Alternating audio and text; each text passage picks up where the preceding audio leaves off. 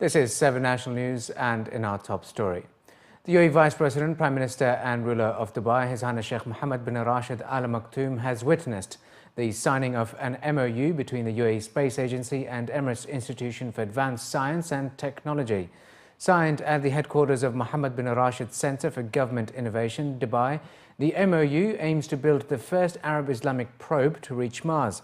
UAE Space Agency is to oversee and finance the 7-year period project, which will be handled by a team of Emirati experts in cooperation with international partners. The UAE entered the global race to explore outer space in July 2014, when His Highness Sheikh Khalifa bin Zayed Al Nahyan unveiled the space agency and announced plans to launch a scientific voyage of discovery to the Red Planet by 2021. These announcements mark a turning point in the country's development of establishing space technology as a new drive for diversified economic growth. The Mars mission will enrich Emirati capabilities as well as increasing human knowledge about space exploration and distant planets. The probe will take 9 months to make the journey to Mars. By this, the UAE will be one of only 9 countries with ambitions for Mars. The mission is scheduled to arrive in 2021 to coincide with the 50th anniversary of the establishment of the UAE. And His Highness Dr. Sheikh Sultan bin Mohammed Al Qasimi, Supreme Council member and ruler of Sharjah, has visited the construction site of the Sharjah Centre for Space and Astronomy Sciences. Sheikh Sultan was briefed about the progress of work on the centre, which will have an atrium of 18-metre diameter, as well as a high-speed digital image projector, a 200-seat dome theatre, a digital space simulator and a large stargazing telescope. The winners of Zayed Future Energy Prize for 2015 had already been selected. They will be announced and honoured at a special awards ceremony on the 19th of January as part of the Abu Dhabi Sustainability Week 2015. Spearheading a press briefing on Monday, His Excellency Olafur Ragnar Grimsson, President of the Republic of Iceland and Chair of the Zayed Future Energy Prize jury, spoke about the great difficulty in selecting the winners due to the increasing number and enhanced quality of submissions. 1,100 entrants were received for the award's 2015 edition, which was shortlisted to 31 finalists. From here, the jury members have picked winners for the categories of large corporations, small and medium enterprise, non-profit organization, lifetime achievement and global high schools. His Excellency Grimsson said in the past many have doubted the necessity and impact of the Zayed Future Energy Prize. Now in its 7th year, its success is measurable and evident in the growing number of individuals, organizations, institutions and companies doing what they can to make a difference by incentivizing efforts. What I find interesting about the Zayed Future Energy Prize is you see a great number of business companies, global corporations as well as small enterprises who are doing extraordinary things in the field of renewable energy, solar, wind, recycling, energy efficiency, a wide range of activity, because it's good business, because they get better customers, they reach new markets. So like the story of Iceland is the story of how you can combine renewable energy with a successful economic future. The message of the Zayed Future Energy Prize is that by directing your business efforts towards renewable energy, you can also achieve success in one market area after another. The Director General of the International Renewable Energy Agency, IRENA, Adnan Amin, says the UAE is the first in the region to take definitive steps to help combat climate change, and the prize is among these. While the former President of the Republic of Maldives, His Excellency Mohammed Nasheed, called the Zayed Future Energy Prize a game changer, as it succeeded where many have failed. Previously, before the prize, for instance, climate change and the carbon content in the atmosphere, in the world's atmosphere, people have been trying to reduce the carbon content. To reduce carbon content, the UN has come up with their framework negotiations. The framework was trying to ask countries to reduce their electricity production through fossil fuel. So that was very difficult because you are asking countries to slow down in their production. and many countries didn't like it, and many countries couldn't do it. So this is a game changer because it's not asking you to reduce carbon emission, but it is encouraging and recognizing those who are producing electricity without carbon emission. And I think that's having a very healthy effect in making renewable energy mainstream. And it is also having a very good effect in mitigation and therefore saving the planet. Some of the winners of this year, you would know that they have excellent business ideas, and these business ideas can be mimicked all over the world.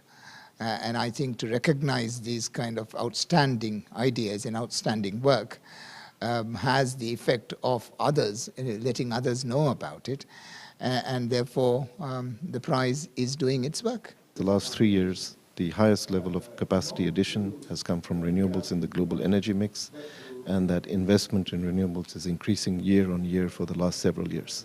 It's also becoming a major employer of people. So we have a huge opportunity here, and the fundamental importance of the prize is that it gives impetus to this global transformation that's happening. It gives a point of focus, it recognizes innovation, it recognizes excellence, recognizes performance, and it incentivizes all of us for the future. In other news, the Environment Agency Abu Dhabi has cited 55 violations related to the extraction, transportation and sale of groundwater without a permit over the past 18 months as part of its efforts to conserve groundwater through integrated water resources management. EAD's efforts resulted in 35 prosecutions between 2013 and 2014, with fines ranging between 3,000 and 50,000 dirhams. According to Emirates News Agency WAM, Razan Khalifa Al Mubarak, Secretary General of the EAD, said that the sale of groundwater has negative environmental and social impacts on the Emirate of Abu Dhabi, and we are pleased to see a significant decrease in the number of violations since the enforcement has been put in place and the prosecutions began. He added that inspectors had cited some cases where the groundwater was sold to labour camps, which could pose a serious health issue to them since the present groundwater quality is not in compliance with Abu Dhabi standards for drinking water. Anti-narcotic officers from Dubai Police, aided by their counterparts from police forces in Abu Dhabi and Al Ain, have busted a gang of 6 Arab drug traffickers in early October and foiled an attempt to smuggle 11 kilograms of hashish to Saudi Arabia in an operation codenamed the Domino.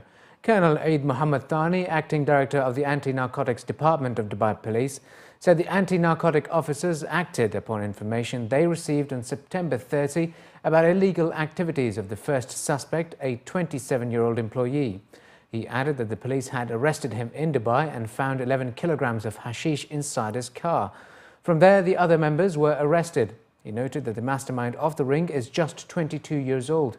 The suspects are facing charges ranging from taking and possession of drugs to drugs trafficking. The Road and Transport Authority has warned that stiff penalties await drivers who disobey new rules governing traffic on roads shared with the Dubai Tram. New signs and pavement markings have been put up all along the 10.6-kilometre tram network ahead of its November 11 opening, and the RTA has urged motorists as well as pedestrians to learn and understand the signs before they use roads shared with the Dubai Tram. The trams pass through at least 30 junctions, crossings and intersections, starting from Dubai Police Academy and Al Safur to Dubai Marina and Jumeirah Beach residents.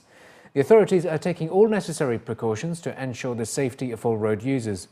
The RTA has announced huge fines for various offences related to disruption of tram movement, ranging from 2,000 to 30,000 dirhams. Among the biggest offence is jumping the red light at a tram intersection and causing a fatal accident. This offence could lead to a fine in the range of 10,000 to 30,000 dirhams, along with the suspension of the offender's driving licence for up to 1 year. As many as 1,000 industrial and residential facilities have received warnings from Sharjah's Civil Defence Department for ignoring fire safety regulations. Colonel Nasser bin Hindi, Director of the Protection and Safety Department at Sharjah Civil Defence, was quoted in a local report stating that companies found in violation of fire safety regulations could be fined up to 50,000 dirhams as part of a safety campaign in Sharjah city. As many as 800 industrial facilities and 200 residential buildings were given warnings before the imposition of hefty fines. Owners have been given a period of 2 weeks to 2 months to amend their conditions and remove any possible violations. He added the inspections were targeting residential, industrial and commercial facilities, as well as workers' housing, adding that in the past week several irregularities had been found and warnings issued. And finally, in the bulletin, Nabooda Racing has announced they will take to the circuits once again for this season's Porsche GT3 Cup Challenge Middle East, with a slight change in lineup as they aim for a third successive win. At a press conference, officials from the Nabooda Racing team announced that the Omani driver Ahmad Al Harthy will be joining their side and will be pairing up with the 24-year-old Austrian driver Clemens Schmid. Ahmad is no stranger to the Porsche GT3 race, as on his Cup debut in the 2011-12 season, he contested in the 8 rounds of the challenge whilst registering a stunning win during the F1 support race at the Yas Marina circuit. Officials from the team believe that Ahmad will be a strong addition to the side whilst competing alongside Schmid, who's had an instrumental role in establishing the side as a premier racing team. Nabooda Racing secured wins during the 4th and 5th season of the GT3 Cup Middle East Challenge and are all set to take the wheels during the 6th season, which begins with its first 2 rounds in Bahrain on the 14th and 15th of November as they pursue a hat-trick of title wins. Speaking at the press conference, officials seemed confident of the Schmid-Al Harthy partnership and are focused on staging a successful performance. The competition level has gone up, and the last season, towards the end, there were 14 or 15 cars 1 second apart, so a very tight grid. Hopefully this season we should be able to sustain the momentum that we gained in the past 2 years. The grid is a lot stronger, it's a lot healthier, so definitely that will make us lift our game as well. I'm looking forward to it. It's going to be a long season and a tough championship to do well in. So, I mean, I'm with Nabooda Racing, current champions and previous champions, team champions, so it's about being in the right atmosphere, which I believe I am in, and now it's just about making sure my levels is up to the best. The objective of this is for us to make sure that we're able to secure the championship, team championship again, and that means working together with him, the team and everybody around it to make sure both our performances are always very strong.